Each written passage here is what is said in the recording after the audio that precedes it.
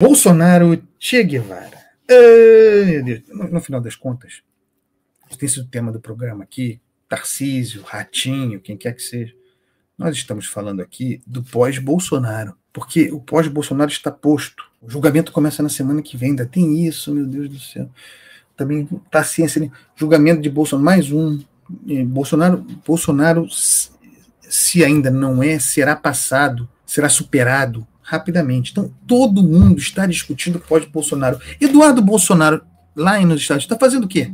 Está tratando do pós-Bolsonaro, que tem de ser ele. A disputa com o Tarcísio é essa. Os ataques a Tarcísio passam por a tentativa de blindar o governo americano para que não veja Tarcísio.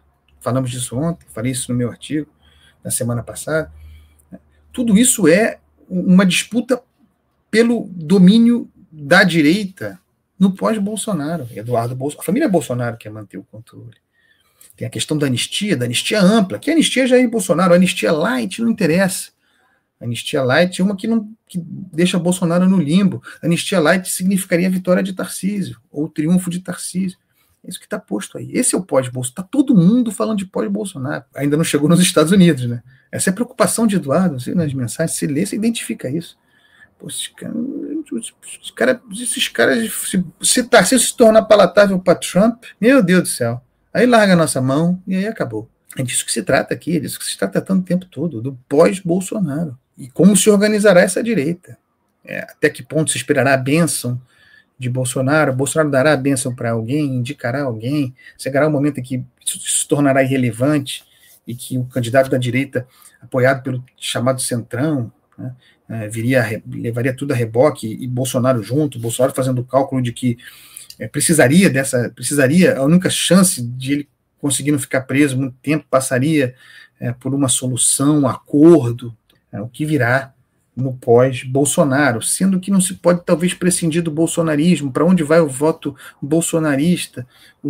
A família Bolsonaro tem o poder de controlar esse voto na hora H, numa disputa com Lula, por exemplo, Lula candidato à reeleição. Será que o voto à direita, o voto bolsonarista não irá ao desafiante de Lula, quem quer que seja, e aí a família Bolsonaro perdendo o controle, rei morto, rei posto? É isso tudo que está posto no debate. Valdemar Costa Neto. É inacreditável a força da transferência do voto de Bolsonaro. O eleitor dele é fiel, tudo é verdade. E essas coisas, está se referindo aos processos na justiça, Valdemar conhece bem essas coisas, e essas coisas estão fazendo com que ele vire um Che Guevara. Bela imagem, hein? Depois procurem a história de Che Guevara e como ele acabou, afinal, como morreu.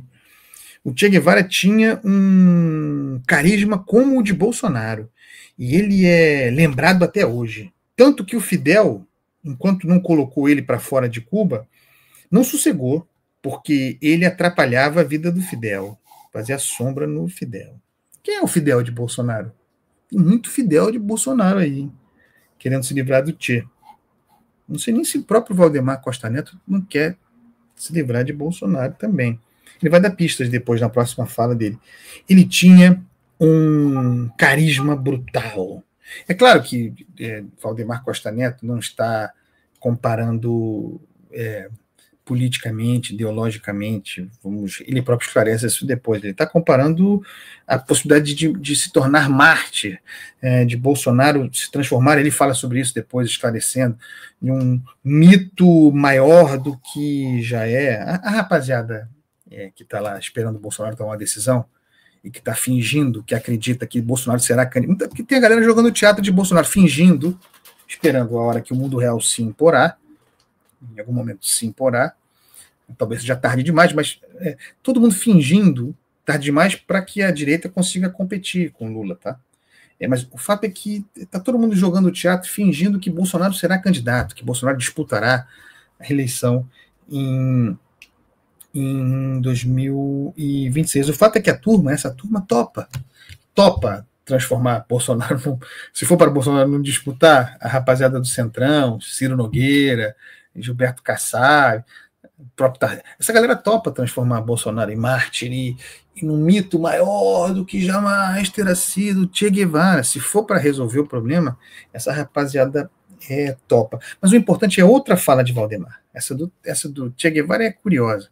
essa fala do Valdemar aqui, sobre Tarcísio. O Tarcísio já declarou na semana passada, em jantar com governadores, que se for candidato a presidente no ano que vem, que ele assina com o PL. Ele já declarou que se for candidato, vai para o PL. Então, o Valdemar está falando de uma possibilidade grande, com o Bolsonaro ainda dizendo que será o candidato a presidente da República. Continua. Ele já havia falado isso para mim. Olha a inconfidência de Valdemar. Ele já havia falado isso para mim. Então, Tarcísio já havia falado para Valdemar. Isso é notícia. Tarcísio já havia falado para Valdemar, segundo Valdemar, que se for candidato a presidente no ano que vem, vai para o PL. O Bolsonaro está sabendo disso?